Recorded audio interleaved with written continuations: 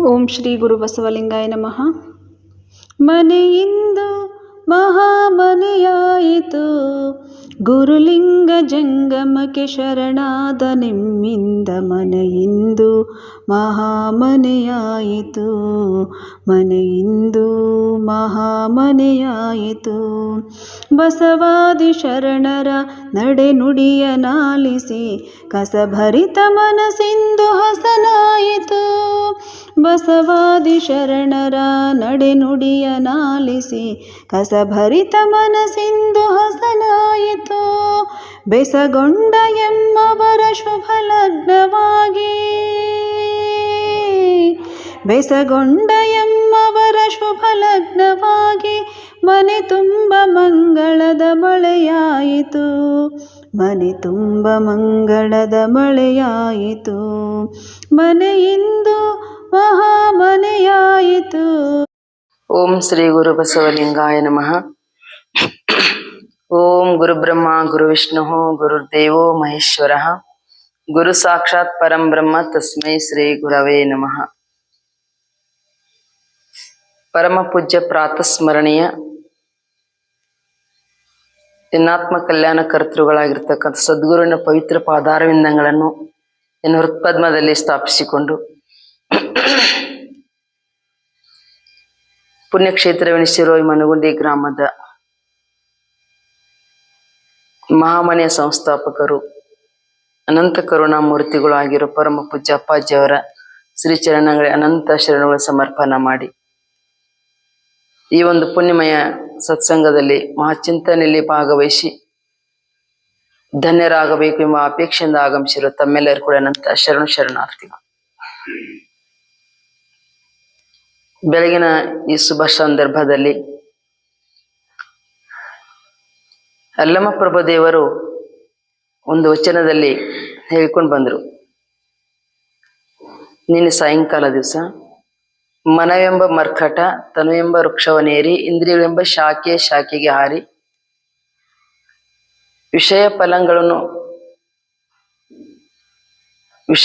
ವಿಷಯಗಳನ್ನು ಫಲಗಳನ್ನು ಗ್ರಹಿಸಿ ಭವದತ್ತ ಮುಖವಾಗಿ ಹೋಗುತ್ತಿರುತ್ತೆ ನೋಡ ಅಖಂಡೇಶ್ವರ.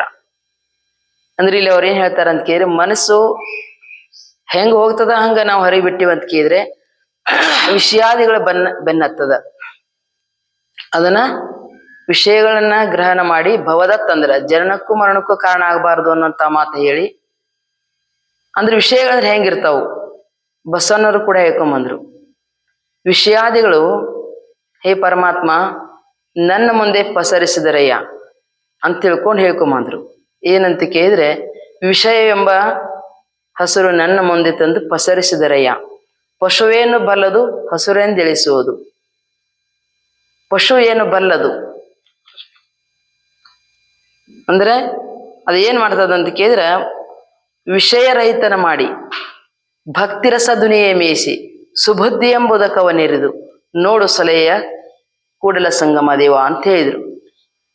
ಇಲ್ಲಿ ಮಾರ್ಮಿಕವಾಗಿರ್ತಕ್ಕಂತಹ ಮಾತು. ಎಲ್ಲೆಲ್ಲೂ ಈ ಪ್ರಪಂಚದಲ್ಲಿ ವಿಷಯಾದಿಗಳೇ ತುಂಬಿಕೊಂಡಿದಾವ ಅಂದಾಗ ಮನಸ್ಸು ಹೋಗೋದು ಸ್ವಾಭಾವಿಕದ. ಅದಕ್ಕೆ ನಾನು ಏನ್ ಮಾಡುವಂತ ಕೇಳಿದ್ರೆ, ಪಶುವೇನು ಬಲ್ಲದು, ನನ್ನ ಮನಸ್ಸು ಹೆಂಗದ ಪಶುವಿನ ಸದೃಶ ಅಂತ ಹೇಳಿದ್ರು ಅವರು. ಪಶು ಅಂದ್ರೇನು, ಒಂದು ಅಂದ್ರೆ ದನ ಅಂತ, ಯಾವುದೇ ಒಂದು ಜ್ಞಾನಲ್ಲಿ ಇರತಕ್ಕ ಪಶು ಅದು ಏನ್ ಮಾಡ್ತದ ಅಂತ ಕೇಳಿದ್ರೆ, ಹೋಗ್ತಾ ಹೋಗ್ತಾ ಅದು ನಮ್ಮ ಹೊಲ ಅಂತ ಗೊತ್ತಿಲ್ಲ, ನಮ್ಮ ಮಾಲಕನ ಹೊಲ ಅಂತ ಗೊತ್ತಿಲ್ಲ, ಮತ್ತೊಬ್ಬರ ಹೊಲ ಅಂತ ಗೊತ್ತಿಲ್ಲ. ಹಸಿರು ಖಂಡಿತು ಅಂತ ಕೇಳಿದ್ರೆ ಏನ್ ಮಾಡ್ತದ್ರಿ, ಬಾಯಿ ಹಾಕೋದಾದ್ರ ಸ್ವಭಾವ ಹೆಂಗೋ ಹಾಗೆ ನಮ್ಮ ಮನಸ್ಸಾದ್ರೂ ಕೂಡ ಈ ವಿಷಯಗಳಂತಕ್ಕಂಥವು ಸುಖ ಕೊಡ್ತದಂತೂ ಗೊತ್ತಿಲ್ಲ, ದುಃಖ ಕೊಡ್ತದಂತೂ ಗೊತ್ತಿಲ್ಲ. ಅದರಲ್ಲಿ ಹೋಗುದು ಪ್ರವೃತ್ತಿ ಯಾವುದೇ ಅಂದ್ರೆ ಸ್ವಭಾವ. ಯಾತರ ಸ್ವಭಾವ? ಮನಸ್ಸಿನ ಸ್ವಭಾವ. ಅದಕ್ಕೆ ಆ ಮನಸ್ಸಿಗೆ ಹೇ ಪರಮಾತ್ಮ, ಹೇ ಕೂಡಲ ಸಂಗಮ ದೇವ, ನೀ ಏನ್ ಮಾಡೋದಕ್ಕೆ ಸುಬುದ್ಧಿ ಎಂಬುದಕ್ಕವನೇರಿದು. ಇಲ್ಲಿ ಬುದ್ಧಿ ಸುಬುದ್ಧಿ ಅಂತಕ್ಕಂತ ಒಂದು ಶಬ್ದ ಪ್ರಯೋಗ ಮಾಡಿದಾರ ಅವರು. ಸುಬುದ್ಧಿ, ಬುದ್ಧಿ ಅಂದ್ರೆ ಎಲ್ಲರ ಕಡೆ ಬುದ್ಧಿ ಸಾಮಾನ್ಯವಾಗಿ ಇದ್ದೇ ಇರ್ತದ, ವಿಶೇಷವಾಗಿರ್ತಕ್ಕಂಥದ್ದು. ಅಂದ್ರೆ ಒಳ್ಳೆಯ ಬುದ್ಧಿ ಅಂತ. ಬುದ್ಧಿಯಲ್ಲಿ ಕೂಡ 3 ಪ್ರಕಾರವಾಗಿರ್ತಕ್ಕಂಥ ಬುದ್ಧಿ ಅದಾವ. ಮನುಷ್ಯನಲ್ಲಿ 3 ಪ್ರಕಾರವಾಗಿರ್ತಕ್ಕಂಥ ಬುದ್ಧಿ ಅದಾವ. ಅವ್ ಹೆಂಗ್ರಿ ಅಂತ ಕೇಳಿದ್ರ ಹೇಳ್ಕೊಂಬರ್ತಾರ ಶಾಸ್ತ್ರದೊಳಗ. ಒಂದು ಕರ್ಪೂರ ಬುದ್ಧಿ, ಕಾಪೂರ್ ಬುದ್ಧಿ ಅಂತ, ಮರಾಠಿ ಕಾಪೂರ್ ಅಂತಾರ. ಕಾಪುರ ಬುದ್ಧಿ, ಸೀನ ಬುದ್ಧಿ ಮತ್ತು ಗೌರ ಬುದ್ಧಿ ಅಂತ ಹೇಳ್ಕೊಂಡ್ ಬರ್ತಾರೆ. ಕರ್ಪೂರ ಬುದ್ಧಿ ಅಂದ್ರೆ ಏನು? ಬುದ್ಧಿ ಕೆಲವು ಮಂದಿ ಬುದ್ಧಿ ಹಿಂಗಿರ್ತಾವಲ್ಲ, ಬಾಳ ಚುರುಕಿರ್ತಾವ. ಬಾಳ ತುಪ್ಪ ತಿಂದೇನಂತಿರ್ತಾರ ನೋಡ್ರಿ, ಬುದ್ಧಿ ಚಲೋ ಕೆಲಸ ಮಾಡಾಕತ್ತಿತ್ತು ಅಂತಂದ್ರೆ ಏನಂತಾರ ಅದಕ್ಕ, ಬಾಳ ಚುರುಕೈತಿ ನಿನ್ ತಲಿ, ಬುದ್ಧಿ ಬಹಳ ಶುದ್ಧ ಅದ ನೋಡು ಅಂತಿರ್ತಾರ. ಅಂದ್ರೆ ಯಾವುದೇ ಒಂದು ವಿಷಯ ಹೇಳಿದ ತಕ್ಷಣ ಏನ್ ಮಾಡ್ತಾರೆ ಅಂದ್ರೆ ಗ್ರಹಣ ಮಾಡೋ ಶಕ್ತಿ ಆ ಬುದ್ಧಿಯಲ್ಲಿ ಇರ್ತದ. ಆ ಬುದ್ಧಿಯಲ್ಲಿ ಕಲ್ಮಶ ಇರಂಗಿಲ್ಲ. ಹೆಂಗ್ರಿ ಅಂತ ಉದಾಹರಣೆ ಕೊಟ್ರು ಅವ್ರು. ಏನ್ ಉದಾಹರಣೆ ಕೊಟ್ರು? ಕರ್ಪೂರ ಬುದ್ಧಿ. ಕರ್ಪೂರ ಅಂದ್ರೆ ಕರ್ಪೂರಗಳೆಲ್ಲ ನಿಮ್ಗೆಲ್ಲ ಮಾಹಿತಿ, ಕರ್ಪೂರ ಗೊತ್ತದ ನಿಮ್ಗೆಲ್ಲರಿಗೂ. ಕರ್ಪೂರನ ಹಚ್ಚಿ ಒಂದು ತಾಸ್ಗಟ್ಲೆ ಹಿಡ್ಕೊಂಡು ಕುಡ್ರಾಕತ್ತಂಗಿಲ್ಲ. ಹೆಂಗ್ ಮಾಡ್ತೈತ್ರಿ ಅದು ಕರ್ಪೂರ? ಇನ್ನ ಬೆಂಕಿ ತಗಲ್ ಕುಡ್ದ ಇನ್ನ ಹಚ್ಚು ಪುರುಸತ್ತಲ್ಲಿ ಏನಾಕತ್ರಿ ಅದ ದಗ ದಗ ದಗ ದಗ ಉರಿದ್ ಬಿಡ್ತದ, ಹೌದಿಲ್ರಿ? ಹಚ್ಚು ಪುರುಸತ್ತಲ್ಲಿ ಎಳ್ಕೊಂಡ್ ಬಿಡ್ತದ ಬೆಂಕಿಯನ್ನ, ಎಳ್ಕೊಂಡ್ ಏನ್ ಮಾಡ್ತದ ಅದು ಉರಿತದ. ಹಾಗೆ ಕೆಲವು ಮಂದಿ ಬುದ್ಧಿ ಹಿಂಗಿರ್ತಾವಲ್ಲ, ಒಂದ್ ಸ್ವಲ್ಪ ಸೂತ್ರ ಸಿಕ್ಕ್ರೆ ಸಾಕು, ಒಂದ್ ಸ್ವಲ್ಪ ಏನಾರು ಹೇಳಿದ್ರೆ ಸಾಕು, ಅದ್ರ 10 ಪಟ್ಟು ವಿಚಾರ ಶಕ್ತಿ ಮಾಡುವಂತ ಸಾಮರ್ಥ್ಯ ಆ ಬುದ್ಧಿಯಲ್ಲಿ ಇರ್ತದ. ಆ ಬುದ್ಧಿ ಏನಂತಾರೆ? ಕರ್ಪೂರ ಬುದ್ಧಿ ಅಂತ ಕರ್ಕೊಂಡ್ಬರ್ತಾರೆ ಶಾಸ್ತ್ರದವರು. ಇನ್ನ ಎರಡನೇ ಬುದ್ಧಿ ಹೇಳ್ತಾರ ಅವ್ರು. ಯಾವುದು ಅಂತ ಕೇಳಿದ್ರೆ ಗೌರ ಬುದ್ಧಿ.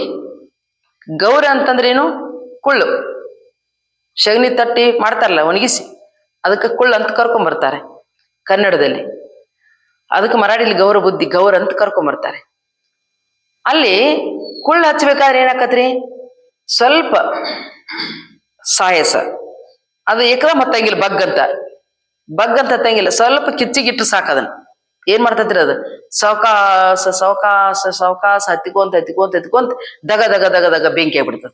ಆಕತಿಲ್ರಿ? ಆಗ್ತದ. ಈಗೆಲ್ಲ ಗ್ಯಾಸ್ ಬಂದ, ಅದು ಗೊತ್ತಿಲ್ಲ. ಯಾಕಂದ್ರೆ ಕಾಲಾಯ ತಸ್ಮೈ ನಮ. ಈ ಕುಳ್ಳ ಅಂದ್ರೇನು, ಶಗನಿ ಅಂದ್ರೇನು ಅನ್ನುವಂತ ಮುಂದೆ ಇನ್ನ ಬರೀ ಪುಟದಾಗ ನೋಡುವಂತ ಸಂದರ್ಭ ಬಂದ್ರು ಬರ್ಬೋದು ಮುಂದಿನ ದಿನಮಾನದಲ್ಲಿ. ಇರ್ಲಿ, ಇಲ್ಲಿ ಆ ಕುಳ್ಳಿಗೆ ಸ್ವಲ್ಪ ಏನಾಗ್ತದಂತ ಕೇಳಿದ್ರ, ಸ್ವಲ್ಪ ತಗಲಿರ್ ಸಾಕ, ಅದು ಹಿಡ್ಕೊಂತ ಅಂತ ಕೇಳಿ ಸ್ವಲ್ಪ ಕಿಡಿ ಹತ್ತಿರ ಸಾಕ, ಸಾವಕಾಶ ಹತ್ಕೋತ ಹೆಂಗ್ ಉರಿತೈತಲ್ಲ ಹಂಗ್ ಕೆಲವು ಮಂದಿ ಬುದ್ಧಿ ಇರ್ತಾವಂತ. ಹೆಂಗಂತ ಕೇಳಿ ಮೊದಲು ಗೊತ್ತಿರಂಗಿಲ್ಲ, ಏನು ಗೊತ್ತೇ ಇರ್ತಕ್ಕಂಥ ಬುದ್ಧಿಯಲ್ಲಿ ಅದೇನಾಗ್ತದ ಅಂತ ಕೇಳಿದ್ರ, ಸ್ವಲ್ಪ ಯಾರಾದ್ರು ಬ್ರಹ್ಮಜ್ಞಾನಿಗಳು, ತಿಳುವಳಿಕೆ ಇದ್ದವರು, ಜ್ಞಾನಿಗಳು, ಅಂತ ಒಂದು ಯೋಗ್ಯವಾಗಿರ್ತಕ್ಕಂಥ ಜ್ಞಾನಿಗಳ ಸಂಘ ಆಯ್ತು ಅಂತ ಕೇಳಿದ್ರಿ. ಅವ್ರ ಬುದ್ಧಿಯಲ್ಲಿ ಅವ್ರ ಬುದ್ಧಿ ಸ್ವಲ್ಪ ರಮಮಾನ ಮಾಡಿದ್ರು ಅಂತ ಕೇಳಿದ್ರಿ. ಅವ್ರು ಹೇಳ್ದಂಗ ಅವ್ರು ಕೇಳಿ, ನಿಮ್ಗೆ ಎಲ್ಲ ತಿಳಿಯುವಂಗ ಹೇಳ್ಬೇಕಂದ್ರ ಅವ್ರು ಹೇಳ್ದಂಗ ಇವ್ರು ಕೇಳಾಕತ್ರು ಅಂದ್ರ ಏನಕತ್ರಿ? ಅವ್ರ ಬುದ್ಧಿ ಸ್ವಲ್ಪ ಇವತ್ತಿನ ತಿಳಿದಿದ್ದು ನಾಳೆ ತಿಳಿಯಂಗಿಲ್ಲ, ನಾಳೆ ತಿಳಿದ್ ಮತ್ತ ಸ್ವಲ್ಪ ತಿಳ್ಕೊಂತ ಇವತ್ತು ಹೇಳಿದ್ ಸ್ವಲ್ಪ ತಿಳ್ತಿತ್ತು, ಮತ್ ನಾ ಹೇಳಿದ್ ಮತ್ ಸ್ವಲ್ಪ ತಿಳ್ತಿತ್ತು. ಹಂಗ ತಿಳ್ಕೊಂತ ಪರಿಪೂರ್ಣವಾಗಿರ್ತಕ್ಕಂಥ ಜ್ಞಾನಿ ಆಗ್ತಾನೆ ಯಾರು? ಆ ಬುದ್ಧಿ ಉಪಯೋಗ ಮಾಡಿದ ಅಂದ್ರ ಏನ್ರಿ? ಅದ ಹೊತ್ಕೋತ ಹೆಂಗ ದಗದಾಗ ಕಿಚ್ಚಾಗ್ತೈತಿಲ್ಲ, ಹಾಗೆ ಬುದ್ಧಿ ಸಹಿತವಾಗಿ ಶುದ್ಧವಾಗಿ ಬಿಡ್ತದ. ಇದಕ್ಕೆ ಯಾವ ಬುದ್ಧಿ ಅಂತಾರೆ? ಇದಕ್ಕ ಕುಳ್ಳಿನ ಬುದ್ಧಿ. ನೆಂಪ ಉಳಿಲಿಲ್ಲ. ಕುಳ್ಳಿನ ಬುದ್ಧಿ ಅಂದ್ರ ಮರಾಠಿಲಿ ಗೌರ ಬುದ್ಧಿ ಅಂತ ಕರ್ಕೊಂಡ್ಬರ್ತಾರ. ಇನ್ನೊಂದು ಲಾಸ್ಟಿಗೆ ಏನ್ ಹೇಳ್ತಾರಂತ ಕೇಳಿದ್ರ, ಇಂಥ ಬುದ್ಧಿ ಜನರ ಜಗತ್ತಿನಲ್ಲಿ ಇದಾರಂತ. ಸೀನ್ ಬುದ್ಧಿ. ಸೀನ್ ಅಂದ್ರೆ ಶಗನಿ ಬುದ್ಧಿ. ಎಷ್ಟು ಬೇಕಾದ್ರೆ ಕಡ್ಡಿ ಕೊಯ್ರಿ ನೀವು, ಫ್ಯಾಕ್ಟ್ರಿನ ತಗೊಂಡ್ಬರ್ಬೇಕಾರ ಕಡ್ಡಿ ಪೆಟ್ಟಿಗೆ ಹಚ್ಚೋದು ಕೊರದ್ಕೊಳಗೆ ಹಚ್ಚ್ರಿ ನೀವು. ಅದನ್ನ ಏನ್ ಮಾಡ್ತೈತ್ರಿ? ಅದು ಬಿಡ್ತೈತಿ, ಅದ್ ಮುಂದೆ ಬಿಡ್ತೈತಿ ಅಂತದ. ಆ ಬೆಂಕಿಯನ್ನೇ ಆರಿಸೋ ಶಕ್ತಿ ಅದಕ್ಕೆ ಯಾವ್ದಕ್ಕೆ ಇರ್ತೈತಿ? ಆ ಶಗನಿಗೆ ಇರ್ತೈತಿ. ಆ ಶಗಣಿಯಲ್ಲಿ ಅದು ಆರಿಸೋ ಬುದ್ಧಿ ಇರ್ತೈತಿ. ಹಂಗ ಕೆಲವು ಮಂದಿ ಜಗತ್ತಿನಲ್ಲಿ ಇರ್ತಾರ ಅನ್ನುವಂತ ವಿಶೇಷ. ಅಂದ್ರೆ ಬುದ್ಧಿ ಅವ್ರು ಹಿಂಗಿರ್ತೈತಲ್ಲ, ಬುದ್ಧಿ ಜಡವಾಗಿರ್ತಕ್ಕಂಥ ಬುದ್ಧಿ. ಇದಕ್ಕೇನಂತಾರೆ? ಜಡವಾಗಿರ್ತಕ್ಕಂಥ ತಾಮಸ ಉಳ್ಳ ಬುದ್ಧಿ ಅಂತಾರೆ ಇದಕ್ಕ. ತಾಮಸ ಉಳ್ಳ ಬುದ್ಧಿ ಏನ್ ಮಾಡ್ತದಪ್ಪ ಅಂತ ಕೇಳಿದ್ರ, ಏನಾರ ಬುದ್ಧಿ ಹೇಳೋಣ ಬಾ, ಗುದ್ದಾಡ ಬಾ ಅಂತಿರ್ತಿರಲ್ಲ. ಏನ್ ಬಿಡ್ರಿ ಅವಾಗೇನ್ ಬುದ್ಧಿ ಹೇಳೋದು, ಎಟ್ ಬುದ್ಧಿ ಹೇರೋನು ಏನಾಗ್ತತಿ? ಕೇಳೋ ಸಾಮರ್ಥ್ಯ ಇಲ್ಲ, ತಿಳ್ಕೊಳ್ಳೋ ಶಕ್ತಿ ಇಲ್ಲ ಅಂತಿರಲ್ಲ. ಹಂಗ ಜಗತ್ತಿನಲ್ಲಿ ಇಂಥ ಬುದ್ಧಿ ಜನನು ಇರ್ತಾರ ಅಂತ ಅರ್ಥ. ಅವ್ರಿಗೆ ಏನಂತಾರ? ತಾಮಸ ಉಳ್ಳ ಬುದ್ಧಿ, ರಜೋಗುಣ ಬುದ್ಧಿ, ಸಾತ್ವಿಕ ಉಳ್ಳ ಬುದ್ಧಿ ಅಂತ ಕರ್ಕೊಂಡ್ಬರ್ತಾರ.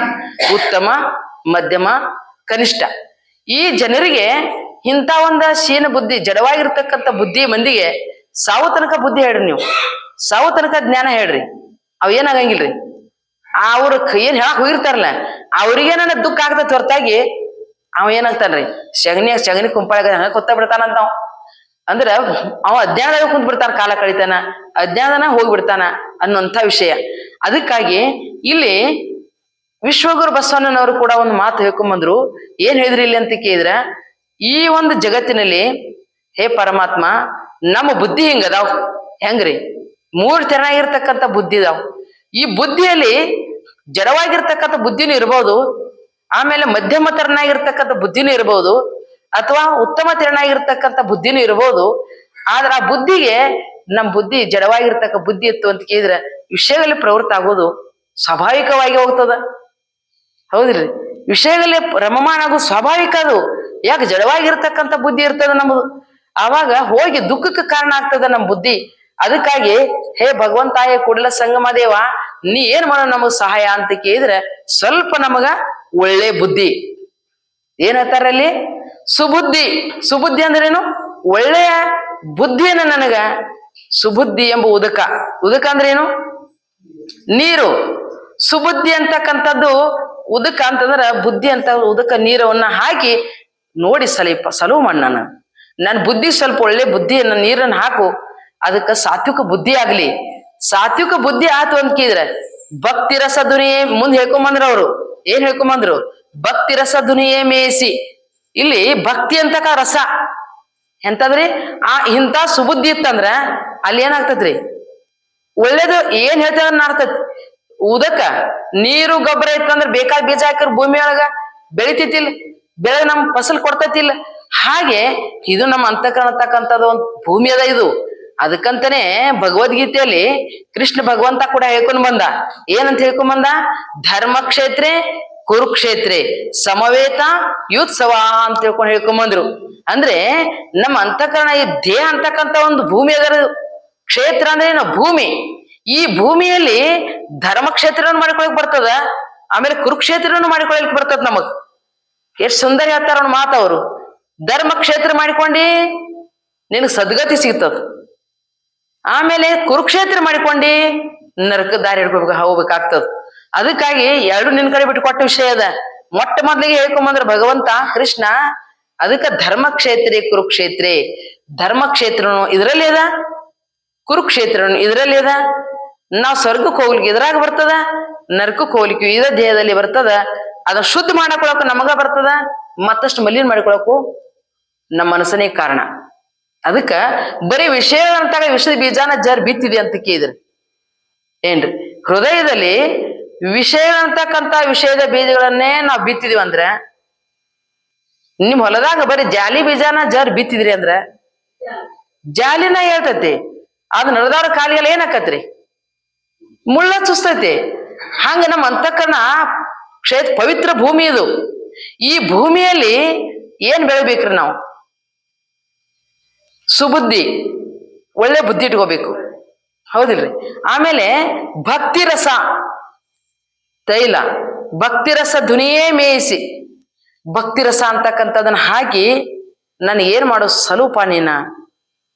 ಬಸವನವ್ರು ಬೇಡಿಕೊಳತ್ತಾರ, ಕೂಡಲ ಸಂಗಮ ದೇವ ನನ್ನ ಅಂತಃಕರಣದಲ್ಲಿ ಯಾವ್ದು ಕಳೆ ಕಸ ಬರದಂಗ ಶರೀರಯಂತೆಂಬ ಹೊಲನ ಹಸನ ಮಾಡಿ ಅಂತ ತಿಳ್ಕೊಂಡು ಸರ್ಪಭೂಷಣ ಶಿವರು ಕೂಡ ಹಾಯ್ಕೊಂಬಂದಾರ.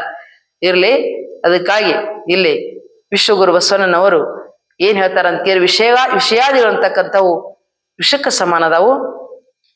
ಅಂತ ವಿಷಯಗಳನ್ನ ನಾವು ಬೆನ್ನತ್ತಿ ಈ ಮನಸ್ಸು ಕೊಟ್ಟಿವಿ ಅಂತ ಕೇಳಿದ್ರೆ, ಈ ಬುದ್ಧಿನ ಪ್ರವೃತ್ತ ಆದಿವಿ ಅಂತ ಕೇಳಿದ್ರೆ ದುಃಖ ತಪ್ಪಿದ್ದಲ್ಲ ಅಂತ ತಿಳ್ಕೊಂಡು ಇನ್ನು ಮುಂದೆ ಹೇಳೋರದಾರ. ಈ ವಿಷಯ ಮತ್ತೆ ಮುಂದುವರ್ಷಿ ಸಾಯಂಕಾಲ ಹೊತ್ತಿನಲ್ಲಿ ನಡೆಸೋಣ ಅಂತ ತಿಳ್ಕೊಂಡು ಹೇಳ್ತಾ ಇವತ್ತಿನ ಬೆಳಗಿನ ಚಿಂತನೆಗೆ ನಂತರ ಶರಣ.